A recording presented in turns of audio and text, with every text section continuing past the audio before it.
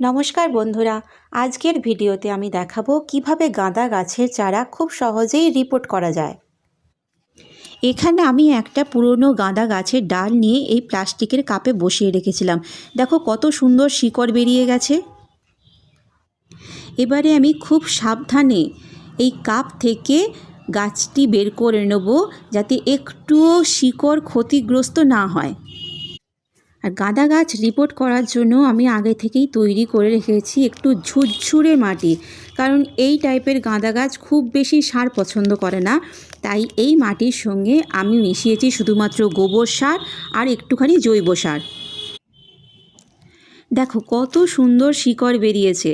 আর এই শিকড়টা যাতে একটু ক্ষতি না হয়, তাই মাটিটা না ভেঙে মাটি শুদ্ধ আমি টবের মধ্যে বসিয়ে দিলাম। টবের মাঝ বরাবর গাছটা বসিয়ে দিয়ে টবটা মাটি দিয়ে ভর্তি করে দিলাম।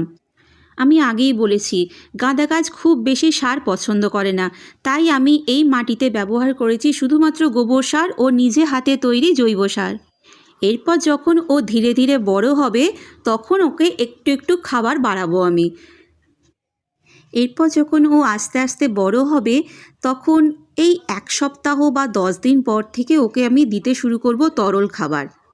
আর একটা কথা সবসময় খেয়াল রাখতে হবে, মাটি যেন আর্দ্র থাকে, কিন্তু ভেজা নয়। এটা কিন্তু গাঁদা গাছের জন্য খুবই গুরুত্বপূর্ণ। আর গাঁদা গাছ রোদ খুব পছন্দ করে, তাই রিপোর্ট করার পর প্রায় 4-5 ঘন্টা ওকে রোদের মধ্যেই আমি রেখে দেব। ঠিক এইভাবে মেনে চললে একদিন এর প্রতিটা ডালে ফুটে উঠবে আনন্দ আর শান্তি। এই ছিল আজকের গাঁদা গাছ রিপোর্টের সহজ গাইড।